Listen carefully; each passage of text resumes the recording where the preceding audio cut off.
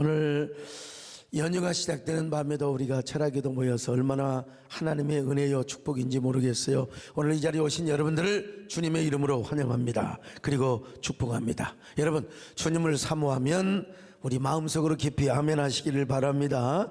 하나님 은혜가 풍성하시기를 축원합니다. 오늘 유튜브를 통해서 또 방송을 통해서 함께하는 여러분에게도 동일한 은혜가 있기를 바랍니다. 하나님을 아버지라고 부르는 자는 좋은 일이 있을 줄로 믿습니다.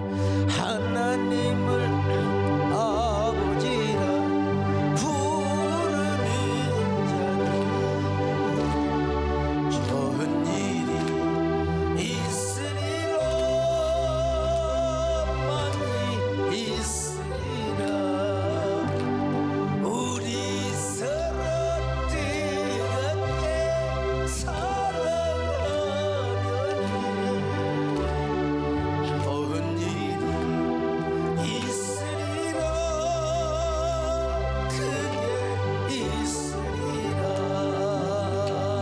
오늘도 좋은 일이 있기를 주의 이름으로 축원합니다. 자, 여러분, 하나님은 엘베델 제단을 통해서 야곱에게 하나님이 그냥 하나님이 아니다, 베델의 하나님이다, 이 사실을 깨닫게 해주셨습니다. 우리 하나님은요 참 그 베델 제단을 기뻐하셨어요. 엘베델의 하나님이시니까 말이죠, 서원의 제단을 그렇게 기뻐하신 것 같아요. 야곱이 쌓은 엘베델 제단은 무엇보다도 회개와 감사, 감격의 제단이었을 뿐만 아니라 뭐라고 볼까요? 주님의 몸을 세우는, 주님의 제단을 세우는 제단이었습니다. 그러므로 엘베델 제단은 제단 중에 제단이라고 할 수 있습니다. 왜냐하면 이 제단을 통해 하나님은 야곱 총회의 기업의 축복을 약속해 주시고 허락해 주셨기 때문에 그렇습니다. 다시 말하면 야곱 가문을 야곱 총의 기업의 축복을 이루는 영광의 가문으로 만들어 주셨습니다. 하나님은요 엘베델 제단 이후에 야곱 총회의 기업을 이루기 위해서 다음과 같은 세 가지 일을 이루십니다. 이게 참 우리 하나님의 위대한 걸작품이에요. 첫째로 라헬을 통하여 베냐민을 생산하게 하셨습니다.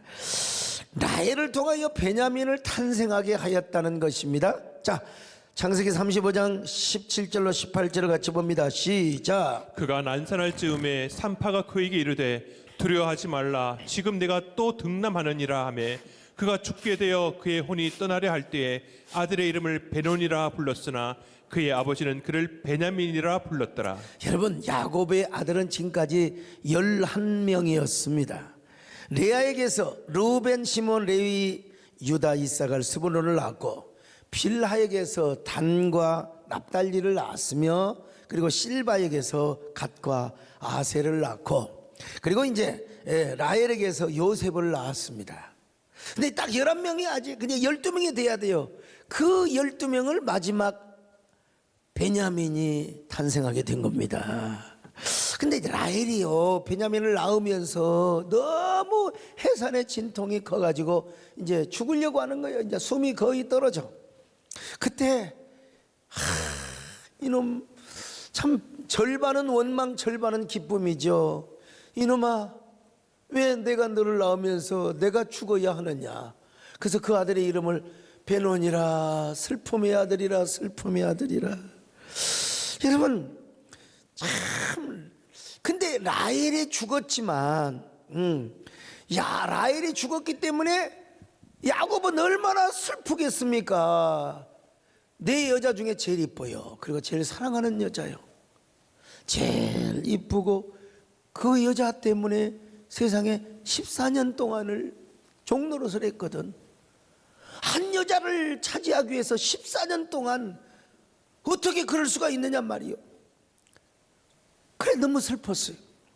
그러나 라헬이가 베냐민을 낳았기 때문에 야곱은 12아들을 갖게 되었고 훗날 12지파를 이루게 됩니다. 게다가 그 12지파를 통하여 야곱 총회의 기업을 이루게 되었으니 베냐민의 탄생은 그야말로 크게 볼 때 큰 축복입니다. 여러분, 이것 야곱 가문의 야곱 총회의 기업을 이루기 위해서 베냐민이 탄생하게 된 것입니다. 이건 하나님의 언약 성취의 뭐라고 할까요? 큰 마지막 열매라고 할 수 있어요. 그래서 야곱은 이 아들의 이름을 베논이라고 부르지 않았어요. 베냐민이라고 불렀어요. 베냐민은 무슨 뜻이냐? 오른손의 아들이라. 오늘날도 여러분, 하나님 우리에게 큰 것을 주시고 작은 것을 빼앗아 갈 때가 있습니다. 사실 작은 것도 빼앗아 가시면 안 되는데, 여러분 작은 것도 주시고 큰 것도 주시면 얼마나 좋아. 여러분에게는 아무튼 작은 것도 주시고 큰 것도 주시는 역사가 일어나시기를 축원합니다. 근데 우리 하나님은 큰 것을 주시고 작은 것을 가져가실 때가 있습니다. 필요해서 그러는 거예요. 필요해서. 야곱의 경우도 아마도 하나님께서 야곱으로 하여금 더 하나님만 의지하게 하려고 너무 라헬을 사랑했어. 라헬이 너무나 좋아. 그대 없이는 못 살아. 라헬을 향하여 언제나 그래서 주님 없이는 못 살아. 그래야지. 야곱이는 맨날 라헬이 없으면 못 산대. 라헬이 없으면 못 산대. 참.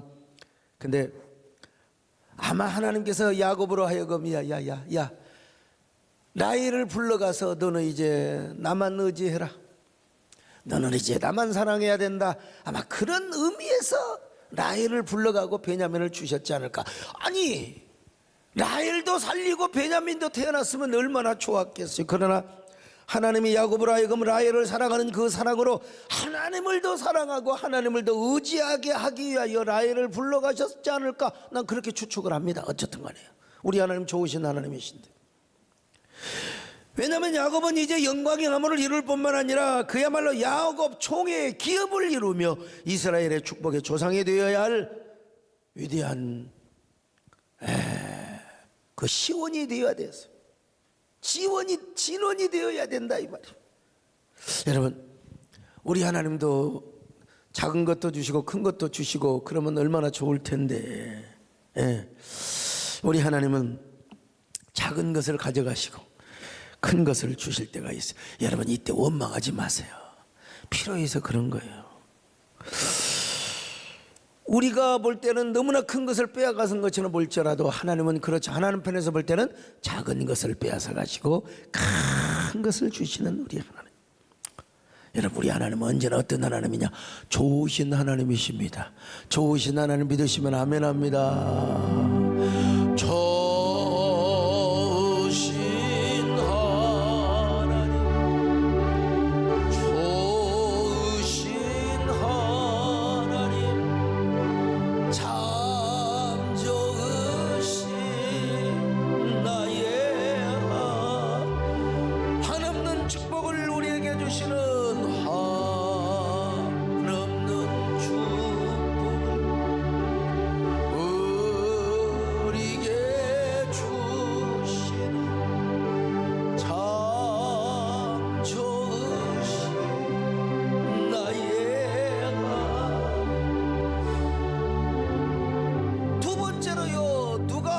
애굽으로 팔려가느냐? 요셉이가.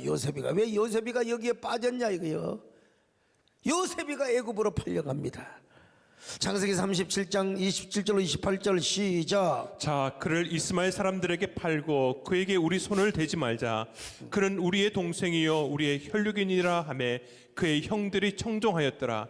그때 미디안 사람 상인들이 지나가고 있는지라 형들이 요셉을 구덩이에서 끌어올리고 은 20에 그를 이스마엘 사람들에게 팔매 그 상인들이 요셉을 데리고 애굽으로 갔더라. 참 엘베델 제단을 드리고 하나님 앞에 복을 받고 위로를 받고 칭찬을 받아야 그러잖아요. 분명히 엘베델 제단에서 하나님이 그냥 쫙 내려오셔가지고 다 축복을 약속하시고 올라가셨단 말이요. 그런데 왜 이런 일이 생겨요? 왜? 그렇게도 사랑하는 아내를 불러가네. 레아도 아내고 실바, 빌하 다 자기 여자지만 진짜 여자, 진짜 아내는 라헬이거든. 근데 왜 라헬을 불러가? 또 라헬이 낳은 왜 요셉이를 죽이냔 말이요. 왜 요셉이가 죽었다는 거요. 야곱으로서는 견딜 수 없는 고통이었어요.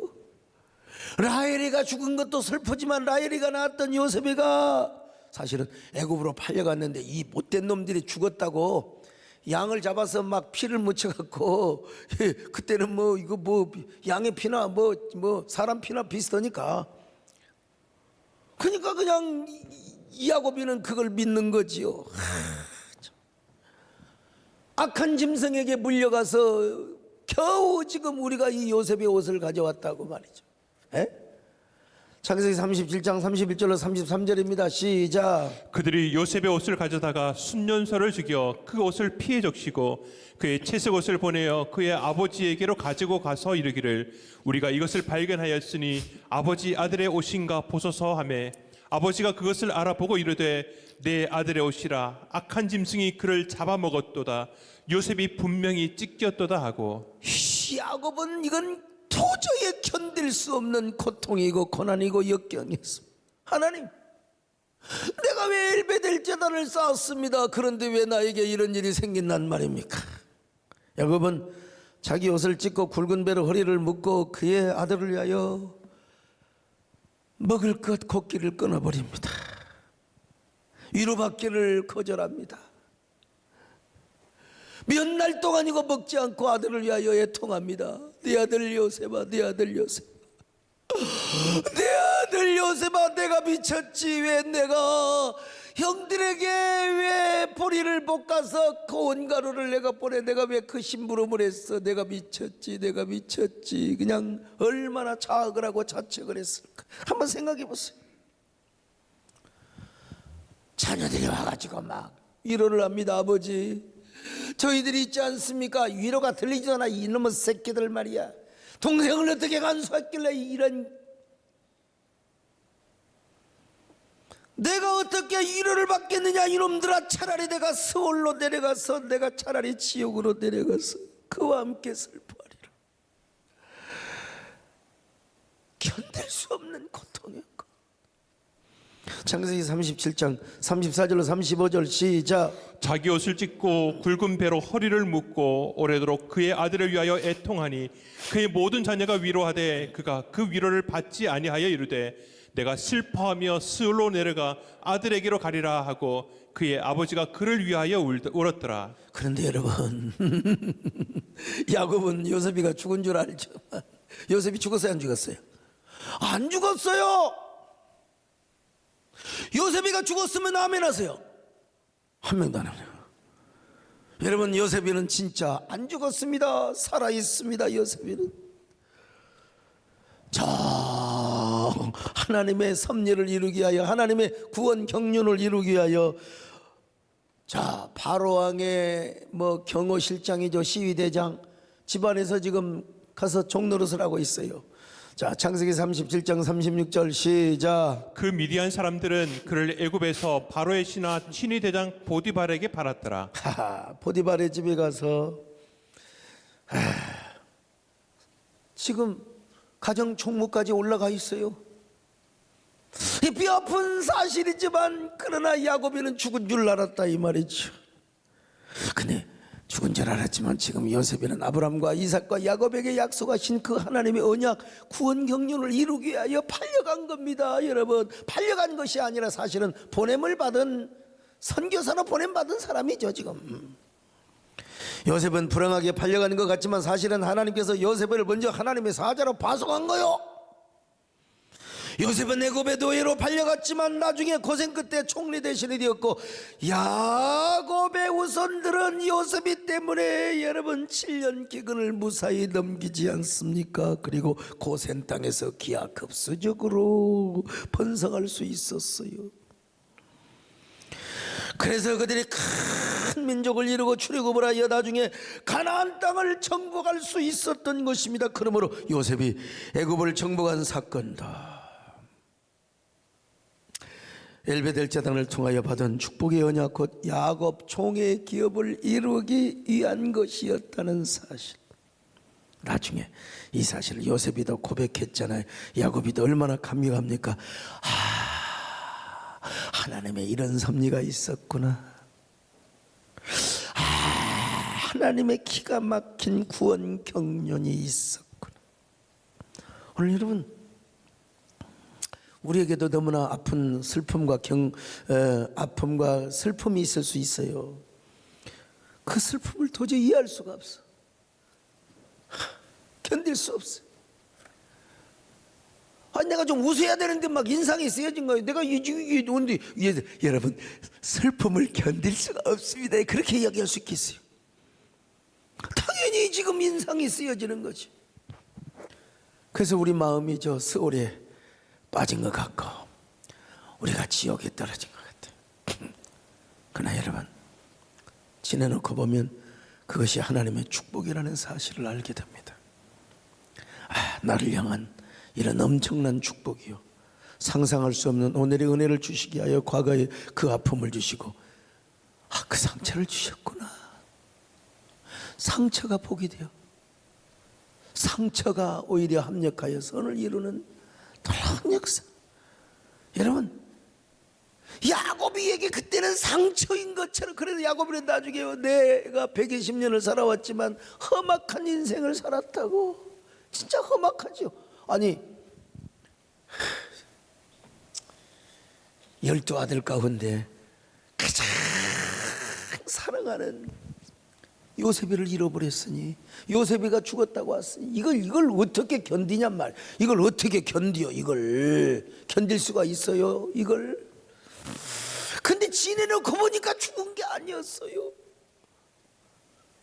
상처가 별이 되고 아픔이 저 아름다운 별빛이 되었어요. 밤하늘을 빛내게 하는 말이죠. 야곱의 하나님, 우리 하나님, 여러분 힘드세요? 오미크론 때문에 다들 지금 주눅 들어 있죠. 사실은 그 별로 치사율도 없는데 이래 전파력은 강해가지고 이거 지금 세계 차원에서 뭔가 특단의 조치를 내려야 돼요. 이거 잘못하면 이건 정말. 근데 이거 빨리 치료제가 나오면 빨리 그냥 나오는 대로 그냥 집에서 자가 격리하고 빨리 뭐 베기든지 어쩌든지 하여간 뭐 특단의 조치가 있어야 돼요. 근데 여러분, 우리 힘들고 어려울 때 누구를 바라보느냐? 야곱의 하나님을 바라보시면 됩니다. 요셉의 하나님을 바라보시면 되는 거요. 하나님께서 우리를 야곱처럼 요셉처럼 축복하실 큰 하나님의 손길도 미리서 믿고 바라보며 찬양할 필요가 있습니다.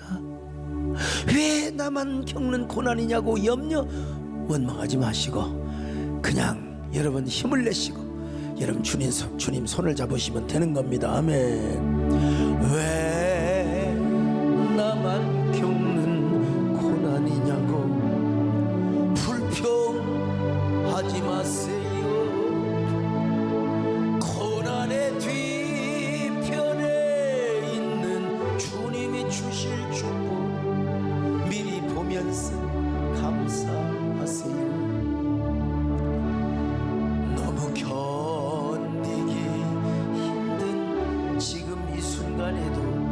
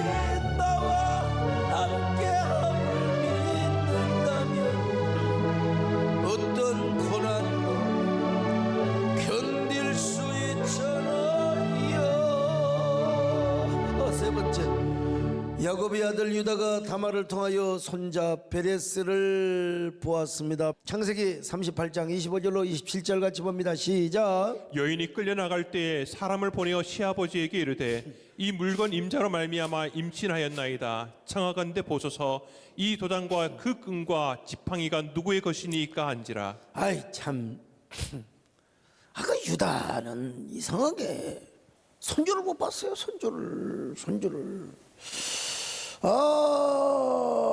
유다 가문에서 구원의 홀이 와요. 예수 그리스도의 족보를 이루는 그런 가문을 이루어야 되는데 손주를 못 보는 거요. 아들 엘이라고 하는 놈이 있었는데 엘이 다말이라는 여자에게 들어갔습니다. 그런데 유다의 장자 엘이 하나님 보시기에 악을 행하여서 하나님 죽여버려. 무슨 악을 행했는지는 몰라도 자 창세기 38장 7절입니다. 시작. 유다의 장자 엘이 여호와 보시기에 악함으로 여호와께서 그를 죽이신지라. 하여간 여호와 보시기에 악했어요. 예. 무슨 악을 저질렀는지 하나님 말고 다른 신을 섬겼든지 아니면 이놈이 자식을 낳아야 되는데 자꾸 자식을 안 낳는 악을 행하였든지 어쨌든 간에 그 이제 이스라엘에는 고엘 사상 계대법이 있었어요. 그래서 만약에 형이 죽으면 동생이 형수와 동침을 해서 자식을 낳아. 근데 이제 그 자식은 형의 자식이야. 내 자식이 아니야. 내 씨로 낳았는데 그 이스라엘의 고엘 제도 계대법에 의하면 그건 형의 자식이 되는 거예요. 형수가 다른 곳에 시집가지 않고 있는데 그냥 청승과부로 늙지 않고 동생이 가서 반드시 씨를 줘야 돼. 그래서 그 형의 가문을 이어지도록 하는 게 이게 이스라엘 우리 하나님의 참 자비였죠. 그런데 이제 엘이 죽고 나서 동생 오난이라고 하는 놈이 있었어요. 형수한테 들어갔어. 근데 이 자식도 악을 또 행하네요. 무슨 악을 행하느냐? 형수 몸에다가 자궁에다가 씨를 넣어줘야 되는데 이놈이 바깥에다가 요즘 현대의 어로 말하면 체외 사정을 한 거예요. 자, 창세기 38장 8절로 9절입니다. 시작. 유다가 오난에게 이르되 내 형수에게로 들어가서 남편의 아우된 본분을 행하여 내 형을 위하여 씨가 있게 하라. 오난이 그 씨가 자기 것이 되지 않을 줄 알므로 형수에게 들어갔을 때 그의 형에게 씨를 주지 아니하려고 땅에 설정하매. 이게 하나님 보시기에 이런 고의한 놈이 있는가 이놈. 하나님의 율법의 계대법을 이루어야 되는데 이거는 뭐냐? 하나님을 무시한 행위였어요. 그래서 이 오난이도 하나님이 죽여버렸어. 아 진짜. 창세기 38장 10절을 같이 봅니다. 시작. 그 일이 여호와가 보시기에 악함으로 여호와께서 그도 죽이시니. 그도 죽이셨습니다. 여러분, 우리 하나님은 무서운 하나님이라고 여길지 모르겠습니다. 그러나 하나님은 유다 지파를 통해서 지금 메시아가 나오는 족보를 이루어야 되거든요. 그야말로 유다의 가문이 얼마나 큰 축복을 받는 이놈들이 그걸 알아야 돼. 근데 그걸 죄의 사정을 이놈들이 말이야 바깥에 설정을 하고. 하나님은 바로 이 가정을 통해서 우리에게 뭘 교훈하려고 한 줄 아세요? 계대법이 얼마나 중요한가, 이스라엘의 고엘 사상이 얼마나 중요한가. 특별히 유다 가문에는요 메시아를 산출해야 되는, 그러니까 이 씨를 반드시 이어가, 계대를 이어가, 대를 계승해 나가는 이런 사명이 필요했어요. 그래서 이제 유다가 이제 걱정이 되는 거예요. 이제 이게 며느리가 요즘 우리말로 말하면 이게 남자 아들을 잡아먹는 무슨 마귀가 씌었나, 그잖아. 큰아들도 결혼해서 죽어버렸어. 아들도 작은 아들도 둘째 아들도 가더니 또 죽어버렸어요. 에? 며느리 옆에만 가면 죽어. 아들을 2명이나 잡아먹는, 며느리 품에만 갔다 하면 자식이 왜 죽느냐 이거요. 그래서 다말에게 아마 이렇게 말했을 거예요. 다말아, 네, 참 안쓰럽기는 하다마는 수절하고 친정에 가서 있어라. 마지막 아들 셀라가, 얘는 지금 인자 초등학생이야. 에? 요놈은 아직 그 몸에 씨도 없을 뿐만 아니라 예, 고올리기야. 네 방에 들어가면 맨날 누룽지나 해달라고 할 거야. 라면이나 끓여달라고 할 거야. 그러니 아들이 장성하면 너에게 들어가도록 할 테니까. 이건 거짓말이야. 그냥 친정으로 쫓아낸 거야. 친정으로 쫓아냈어. 자, 창세기 38장 11절 같이 봅니다. 시작. 유다가 그의 며느리 다말에게 이르되 수절하고 내 아버지 집에 있어 내 아들 셀라가 장성하기를 기다리라 하니 셀라도 그 형들 같이 죽을까 염려함이라. 다말이 가서 그의 아버지 집에 있으니라. 자, 그런데 보니까 셀라가 어느 정도 컸어. 이거 사춘기 와가지고 목소리도 아버님. 언제 보니까 말이요, 형수를 만났는데 형수 목소리가 벌써 그러면 이제 좀 장성했다 이 말이야. 지금 장성했어. 근데 자신은 이제 나이가 먹어가요. 자궁도 쭈글쭈글해져가고 이제 경수도 이제 끊어질지도 몰라. 언제 태가 마를지 몰라요. 그러던 어느 날 여차여차해서 자기 동네 시아버지가 지나간다는 소문을 들었습니다. 그래서 자기가 어떻게든지 시아버지라도 꼬셔갖고 시아버지의 씨를 받기 위해서 옛날에는 장려복이 있었어요. 장려복을 입고 변장을 합니다. 그리고 이제 장녀는 얼굴을 가리거든요. 네. 그리고는 아버지가 지나가니까 이제 꼬시는 거요. 예쁜 얼굴을 하고 이제 얼굴을 가려도 100% 가리진 않고 이제 뭐 슬그머니 보이는 면사포 같이 그랬겠죠. 그리고 이제 아버지를 향하여 어르신네 잠시 쉬어 가셔요.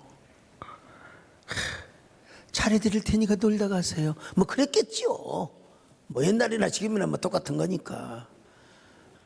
여러분 유다도 자기 처가 죽은 지가 오래돼요. 혼자 외롭고 고독하게 살아왔어요.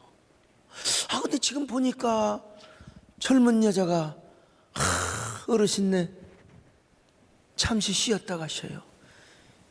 인생의 삶은 얼마나 사신다고. 어르신네 잘해드릴 테니까 잠시 쉬었다 가시어요. 그래서 이 유다가 세상에 며느리인 줄 모르고 따라가 버렸어. 그리고 이제 그날 저녁에 역사가 일어난 거죠. 딱 한 번 잤는데 임신을 해버린 거예요. 근데 유다가 자기 집에 와서 이제 가만히 있으니까 소문이 들려와.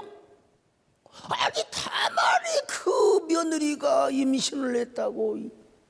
아이고. 그래서 여러분 그런 여자는 불에 태워 죽이든지 아니면 끌어내가지고 뭐 하느냐 돌에 맞아 죽든지.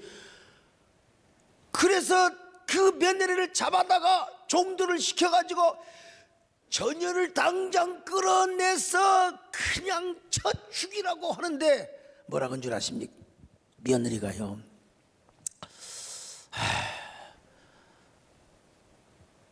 끌려가기 전에 잠시 아버님 제 말을 들어보십시오. 아버님, 이 끈과 지팡이의 주인이 누구 것이옵니까? 그때 그 유다가 다말에게 돈을 준다고 해도 돈을 안 받고 일부러 자신의 그 겉옷을 매는 끈과 지팡이, 요 지팡이, 그리고 또 유다도 현찰도 없는 사람이 들어가 가지고 나중에 양새끼가 나면 내가 양새끼 주마이 외상으로 이제, 그래서 그 전당포에 맡긴 물건처럼 그 끈과 자신의 옷의 끈과 지팡이를 저당 잡은 거예요.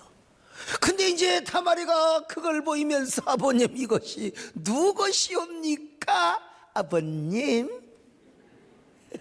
자, 여러분 유다가 참 그걸 알아보고 뭐라고 고백한 줄 아십니까? 유다가 참 네가 나보다 옳도다.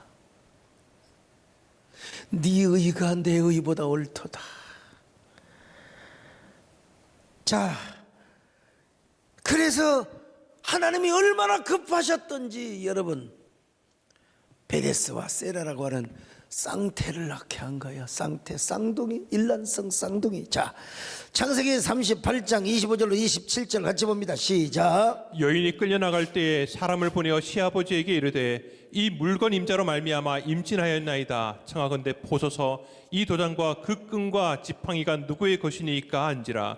유다가 그것들을 알아보고 이르되 그는 나보다 옳도다. 내가 그를 내 아들 셀라에게 주지 아니하였음이로다 하고 다시는 그를 가까이 하지 아니하였더라. 해산할 때에 보니 쌍테라. 쌍테라 쌍둥이를 낳은 겁니다. 페레스와 세라 두 아들을 낳은 겁니다. 이거요, 사실은 현대적인 윤리로 보면 이런 개판이 어디가 있어요. 이건 말도 안 돼. 그러나 여러분, 이스라엘의 계대법과 고열 사상의 차원에서, 측면에서 이걸 볼 수 있어야 돼요. 당시 이스라엘의 계대법 혹은 고열 사상으로 보면은 다말이가 얼마나 대단한 여자인지 몰라요. 그 대단한 여자 때문에 유다 가문이 끊겨지지 아니하고 예수 그리스도가 나오는 족보를 만들게 하였다 이 말입니다, 여러분.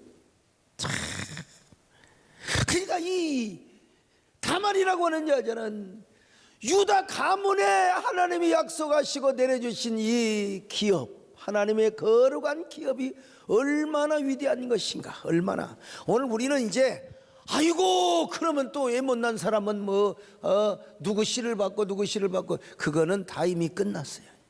오늘 우리에게 어떤 교훈을 주느냐, 하나님이 우리에게 주시는 이 사명의 기업이 얼마나 위대한 것인가.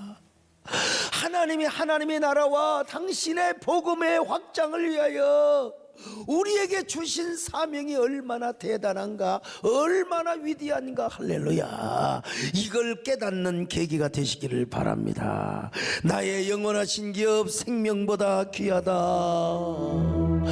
나의 영원하신 기업, 하나님의 기업, 유다 가문에 내리신 하나님의 기업이 얼마나 위대한가. 이건 나 때문에 끊겨서는 안 된다. 잘못하면 내가 끊기면 안 된다. 내가 이어가야지. 내가 이어가야지. 여러분, 하나님의 거룩한 사명에 여러분에 대해서 끊겨서는 안 됩니다. 여러분에게 끊겨서는 절대로 아닙니다. 하나님이 주신 사명의 기업, 장자권의 기업, 그리고 야곱 총회의 기업은 바로 나를 통해서 이어져 가야 된다. 영적인 계대법이 나를 통하여 실천되어 가고 나를 통해서 이어져 가야 된다. 여러분, 이러한 사실을 깨달으시기를 바랍니다. 야곱 총회의 기업이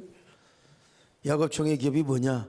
야곱 총회의 기업의 축복이란 말이죠. 하나님의 말씀을 받고 그 말씀을 순종하고 복을 받기 위해서 주의 발 아래 모여 앉아있는 이스라엘의 12지파를 말합니다. 훗날 야곱의 자녀들을 통하여 이스라엘의 12지파를 이뤄냈는데 그 12지파가 듣고 순종해야 할 말씀의 규례 그 자체, 혹은 그 말씀을 통해서 복받기 위하여 주님의 발 아래 앉아있는 야곱의 후손들을 야곱 총회의 기업이라고. 야곱 총회의 기업. 여기서는 이제 웃는 거예요. 야곱 총회의 기업. 자, 신명기 33장 3절로 4절을 봅니다. 시작. 여호와께서 백성을 사랑하시나니 모든 성도가 그의 수중에 있으며 주의 발 아래에 앉아서 주의 말씀을 받는도다. 모세가 우리에게 율법을 명령하셨으니 곧 야곱의 총회의 기업이로다. 자, 보세요. 이스라엘 12지파가 하나님의 말씀을 받는 그 모습도 야곱 총회의 기업이고 축복이고, 그리고 이스라엘 모든 지파가 주님의 발 아래 앉아서 들을 말씀, 순종할 말씀, 복받을 말씀, 그 자체가 야곱 총회의 기업이기도 하고. 자, 정확히 얘기한다면 바로 그 하나님의 말씀을 듣고 12지파가 번성해 나가는 그 자체가 바로 야곱 총회의 축복이라면, 그 기업은 하나님의 말씀을 듣고 행하고 순종하는 그 자체, 이게 이제 야곱 총회의 기업이라고 얘기할 수 있겠죠.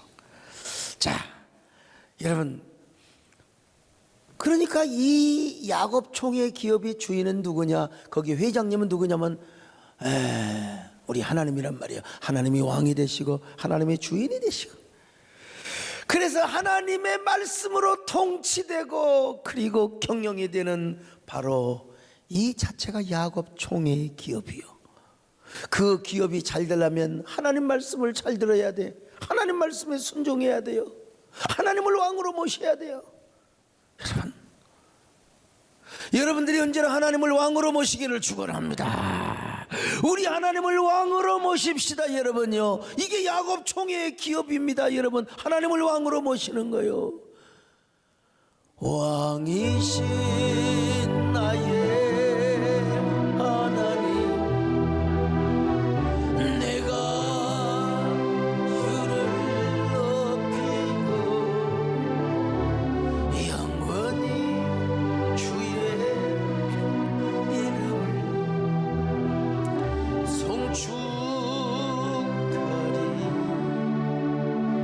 근데 이 모든 기초가 어디서부터 시작이 되었느냐? 엘베델 제단에서 시작이 되었다. 할렐루야. 엘베델 제단에서. 그러니까 여러분, 이 엘베델 제단의 축복을 통하여 뭐가 이루어졌어요? 베냐민을 낳았고 요셉이가 애굽에 갔고, 아이고, 그리고 나서 여러분, 자, 나중에 유다 가문에 바로 페레스와 세라라고 하는 아들을 낳게 됩니다. 자, 그래서 야곱은 죽을 때까지 이 베델을 잊을 수가 없어요. 죽을 때까지 하나님을 잊을 수 없는데, 그 하나님은 어떤 하나님이냐? 베델의 하나님이었어요. 베델에서 사닥다리를 통하여 자신을 만나주시고, 그리고 자신의 약속을 주셨으며, 그리고 그 약속을 성취해 가시는 여호와 하나님. 그래서 야곱은 죽기 전에 12 자녀들을 다 축복해 주는데, 그 축복을 누구의 이름으로? 바로 베델의 하나님의 이름으로 축복을 합니다. 베델의 하나님의 이름으로. 자, 창세기 48장 3절로 6절을 같이 봅니다. 시작. 요셉에게 이르되 이전에 가나안 땅 루스에서 전능하신 하나님이 내게 나타나사 복을 주시며 내게 이르시되 내가 너로 생육하고 번성하게 하여 내게서 많은 백성이 나게 하고 내가 이 땅을 내 후손에게 주어 영원한 소유가 되게 하리라 하셨느니라. 자, 요셉에게 먼저 복을 주고 요셉의 2 자녀들에게 축복을 하며 이스라엘의 12 자녀들에게 복을 주는데, 아니, 복을 주는 게 아니라 축복을 하는데, 이때 누구의 하나님? 루스에서 전능하신 하나님을 내가 보았는데 그 하나님의 이름으로 축복을 하는 거예요. 베델의 하나님, 베델의 하나님. 참.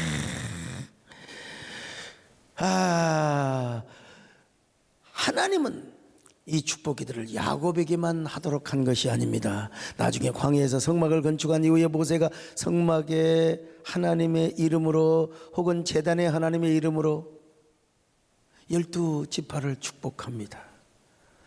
그러니까 야곱의 축복기도에 부족한 것을 모세가 더 보완해서 축복하는 것을 볼 수가 있어요. 모세가 그냥 축복하는 것이 아니라 야곱의 축복기도의 근거에서, 그리고 부족한 부분을 모세가 더 12 지파에게 축복을 합니다. 이게 연속성의 원리로 볼 때 야곱의 축복의 근거에서 모세가 이스라엘의 12 지파를 축복하는 거예요. 뿐만 아니라 하나님은 12 지파의 영원한 축복을 위하여 대제사장의 성전에 들어갈 때마다 에봇을 입고 가는데, 그 에봇 안에는 뭐가 있느냐? 바로 12 보석이 있는데, 그 12 보석은 12 지파를 상징하는, 대제사장이 입고 있는 에봇의 12 보석, 저 12 보석, 그리고 그 12 보석에 12 지파의 이름이 새겨져 있어요. 그러니까 대제사장은 지성소에 들어갈 때마다 그냥 자기 개인의 혼자 자격으로 가는 게 아니라 자기가 대표성의 원리를 가지고 12 지파를 가슴에 품고 하나님께 가요. 그럼 우리 하나님께서 뭐라고 그렇게 받아주시느냐? 너 혼자 온 게 아니라 이스라엘의 12 지파를 다 데리고 왔구나. 바로 바로 이스라엘의 12지파는 그냥 12지파가 아니라 보석과 같은 존재다. 그 보석의 특징을 다 설명을 하려다가 그냥 지나가고 이쯤에서 이제 야곱이를 마무리할까 생각을 하는데, 그 하나님께서 그 보석을 보시고 12지파를 또 축복하시는 거예요. 여호와는 너에게 복을 주시기를 원하며 여호와는 너를 지키시기를 원하며 12지파에게 평강 주시기를 원하노라. 우리 하나님께서 다 이러셨다 이 말입니다. 그러니까 대제사장이 들어올 때마다 하나님은 대제사장만을 바라보는 것이 아니라 야곱 총회의 기업을 바라봤어요. 그것을 볼 때마다 내가 그들에게 복을 줘야 되겠구나, 이스라엘의 12지파에게 내가 복을 줘야 되겠구나. 그러니까 대제사장은 그냥 이렇게 가면 안 돼요. 탁 가슴을 펴고 여기 있는 그 보석이 하나님께 더 잘 보이도록 하게 탁 하는 거예요. 그러면 하나님께서도 대제사장을 보시고 어떤 심정으로 이스라엘 백성들을 축복하시겠습니까? 오냐, 너희들이 내게로 왔구나. 내가 너희들을 축복하지 않고 누구를 축복하겠습니까? 너희는 열방 가운데 빼내심을 받은 백성이요, 그리고 그야말로 열방의 축복을 증거하고 전달하는 제사장 민족이요, 왕의 민족이요, 그리고 선교 민족이 될 것이다. 내가 너를 사랑한다. 그리고 내가 너를 축복하노라. 너는 내 아들이라. 오늘날 내가 너를 낳았도다. 너는 내 아들이라. 나의 사랑하는 아들이라. 다시 한번. 너는 내 아들이라. 오늘날 내가 너를 낳았도다. 너는 내 아들이라. 나의 사랑하는 내 아들이라. 그래서 여러분, 요 12지파가 바로 이스라엘이라고 하는 나라를 이루었습니다. 그리고 그 이스라엘은 바로 야곱이가 야복강 나루터에서 환도뼈가 그냥 위골이 되어 가지고 나중에 이제 이스라엘이라는 이름을 칭호받았지 않습니까? 이스라엘이 뭐요? 내가 너를 통치한다, 내가 다스린다. 이스라엘은 하나님의 왕이 되시고 하나님의 주인이 되는 나라. 오늘 이거는 그냥 구원사적으로 그랬다더라 이렇게만 적용하면 안 됩니다, 여러분. 오늘 우리의 어떤 그 구원의 서정, 우리의 삶의 현장에도 적용할 수가 있어요. 내가 하나님을 만나 사닥다리 언약을 받고, 내가 엘베델의 하나님을 만나 엘베델 제단을 쌓으면, 내가 여러분 왜 하나님 나에게 이런 고통과 어려움을 주십니까? 라고 절대로 항의하지 마시고, 우리 하나님은 오히려 상처가 별이 되게 하시고 아픔이 별빛이 되게 하시고, 이런 좋으신 하나님을 우리가 믿어야 됩니다. 자, 그래서 이를 위해서 야곱은 12자녀들에게 축복을 했습니다. 훗날 모세도 야곱의 축복 기도의 근거에서 12지파를 축복합니다. 그리고 그 축복대로 12지파가 번성을 하여 이스라엘이라고 하는 나라를 이룹니다. 여러분도 엘베델의 하나님을 만나 엘베델 제단을 쌓아 여러분 자녀들에게 이런 축복을 물려줄 수 있기를 축원합니다. 여러분들도 야곱 총의 주인이 되시기를 야곱 총의 주인공이 되시기를 바랍니다. 야곱 총의 주인공. 자, 이 모든 것이 무엇을 통해서 이루어졌다고요? 엘베델 제단을 통해서 이루어졌다. 오늘 우리도 오늘 이 시간 사닥다리 환상을 바라볼 수 있기를 바랍니다. 이 코로나 상황에서 이런 환상을 보는 사람은 하나님의 축복의 주인공이 되어 그 비전을 바라봐야 됩니다. 그리고 그 축복을 붙들고 나아가야 됩니다. 그리고 여러분이 서원했던 저 베델 엘베델 제단을 쌓을 때 하나님은 모든 축복의 기초를 다지시고 모든 축복을 이루어 주시는 우리 하나님이십니다. 오늘 여기까지 동행한 것도 하나님의 은혜죠. 우리가 이렇게 이 자리에 모일 수 있는 것도 하나님의 은혜입니다. 이 코로나가 우리에게 가져다 준 가장 큰 교훈이 뭡니까? 공동체가 얼마나 귀한가, 모여서 예배한다는 것이 얼마나 귀한가. 우리는 과거에 예배를 얼마나 개판으로 드렸던가. 이제는 신령과 진정으로 참된 예배를 드리자. 그게 바로 무엇입니까? 엘베델 제단이었어요. 여러분, 이 엘베델 제단을 통하여 자손만대 여러분들이 그 축복의 선조가 되시기를 바라며, 오늘 여기까지 온 것도 하나님의 은혜요 하나님의 귀한 축복입니다. 믿으시면 아멘합니다.